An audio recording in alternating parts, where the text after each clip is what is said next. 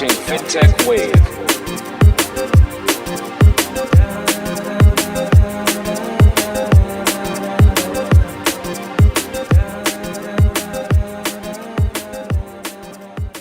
What's up, everybody? This is Ken from Fintech Wave.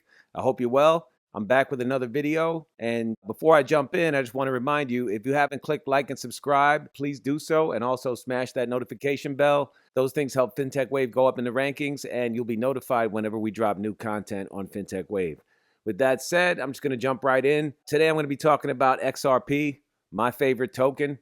Right about now, at this moment, it's 75.95 cents. Up 0.62% on the 24-hour and up about 26% for the week. So we're not doing so badly, but personally, I'd much rather it was like up up 62% for the 24-hour and up 262% for the week. Those days will come soon, I feel, especially with some of the latest developments with the XRP situation. Heaven knows this coin has been through a lot, so has the company behind it. Shout to Ripple for all they've done and for all they've endured with all the animosity coming from the government.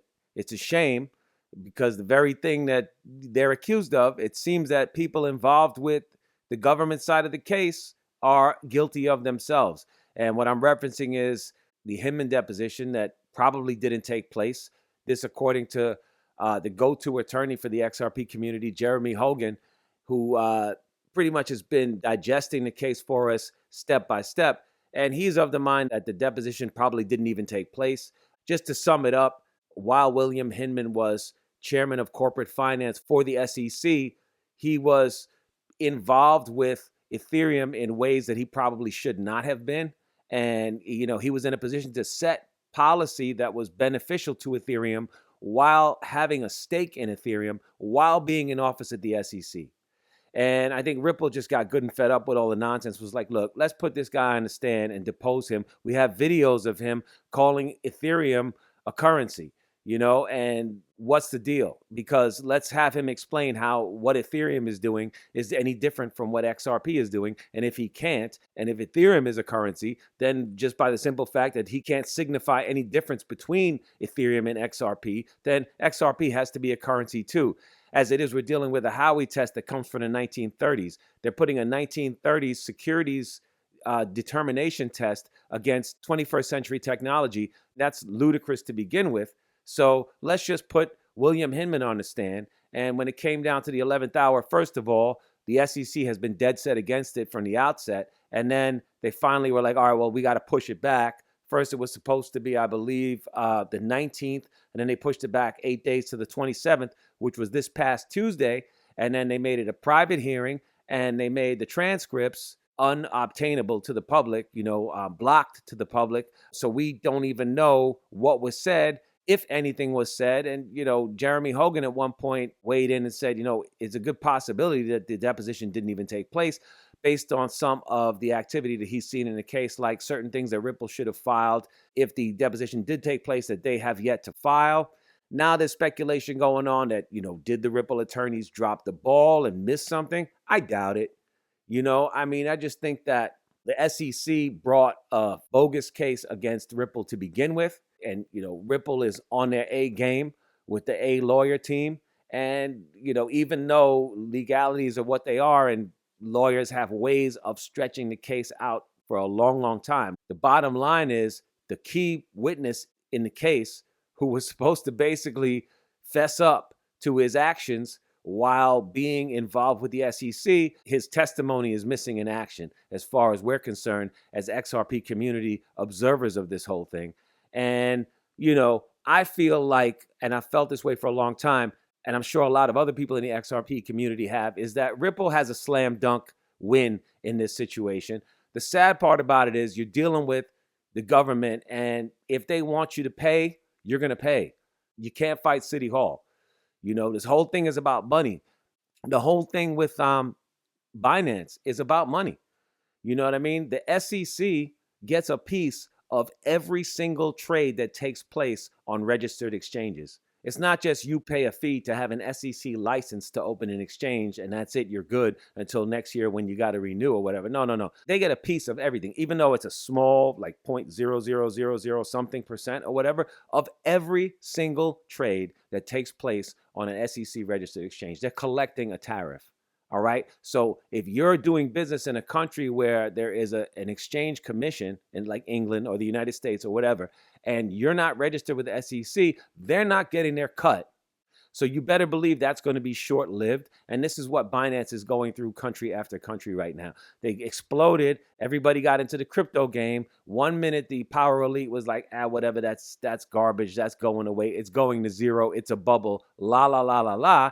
Here we are now, 3, 4, 5 years later. And it's like, that's clearly not the case. DeFi is exploding. So they're going after every aspect of crypto that they can to basically maintain control, because that's what it's about.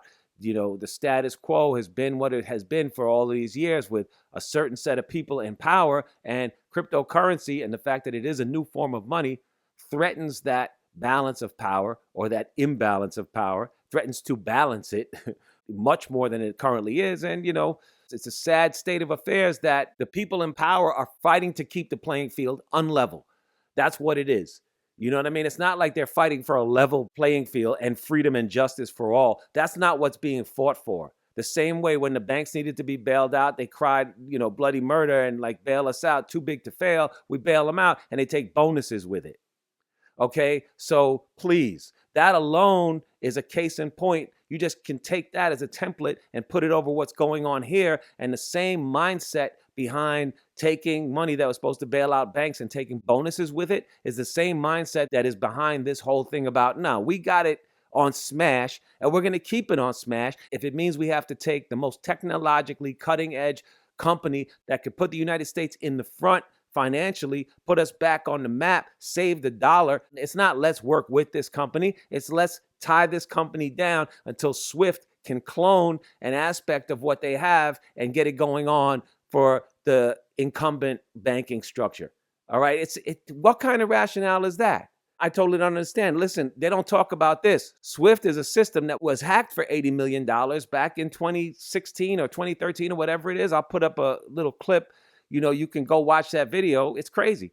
You know what I mean? The Bank of Sri Lanka or something like that. The Sri Lankan National Bank was hacked and the money wound up in the Philippines. And then it very quickly got siphoned off to the casinos, and they've only recovered a very small amount of it. So this is a system that's fallible. You're going to take a fallible system that's been hacked and try to hold XRP in limbo until that fallible system can clone what it has, even in a small way, and say, look, we got this whole, you know, instantaneous cross-border pay. It's enough to make you scream. How Swift is trying to talk about how they got an XRP kind of thing going on. And people have the nerve to put up sound bites and blog clips like, you know, XRP could be threatened by that. I think people, you know, that annoys me. I think people just do that for YouTube views. Let me just put up some real contrarian stuff to make people click on my video, you know, get people mad, stir up. I wouldn't do that. I'm not going to talk utter nonsense just to get people to click on my video, or just, you know, jump on whatever side looks like it's winning. Like, oh, okay, looks like Swift is knocking Ripple out of the box with their own technology, stealing Ripple's technology and running with it. I'm going to make a video about it and put a headline that says, Swift looks like it's pulling ahead. That's ridiculous, man. What's right is right. You know, guy's tinkering in his garage, inventing, you know, the next better mousetrap, and some big company comes along and steals it. And you're going to put up a video that roots for the big company that stole this guy's invention and say, look at that.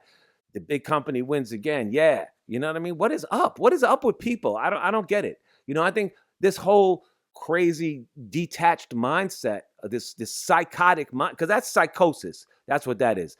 To do something like that is psychotic. All right. You're out of touch with the reality. And the fact that people are completely psychotic like that, or there is a large set of people out there that would make a video like that and would watch a video like that, you got to be psychotic. And the whole fact that they have people out of touch with reality like that is the whole reason that they can continue to take advantage of the masses in the first place. They have us disenfranchised to the point where we'll do anything to shine. Forget it. I don't care. You know what I mean? Yo, your idea sucks. And the minute the person turns his back, turn around, like, look at my new idea, everybody. The same idea that you just told somebody sucked that you never heard of before. You're going to turn around and be like, yeah, that's my new thing I just invented. I was in the music business. They used to do that all the time. They'd be like, yo, your beat sucks. Who'd you use? You sample Roy Ayers? I mean, that's whack. And then before you leave the party, that person is at the other end of the party talking about, yo, I'm going to sample Roy Ayers in this next beat. You got to listen. Yo, it's crazy. I mean, like, it's nuts what people do. Ripple is the joint. XRP is a fantastic token. The technology, on-demand liquidity is the latest, greatest thing since sliced bread. Just let it shine. I'm going to leave it right there. I'll catch you guys on the next video. This is Ken from Fintech Wave. Thanks for checking out this latest episode. If you like the content, please hit like and subscribe. Shout out to all the people who've subscribed already. I'm going to try to keep the quality content coming on Fintech. I appreciate you. And there's a link in the description. The Fintech Wave theme is now an NFT. See you next time, everybody. Take care.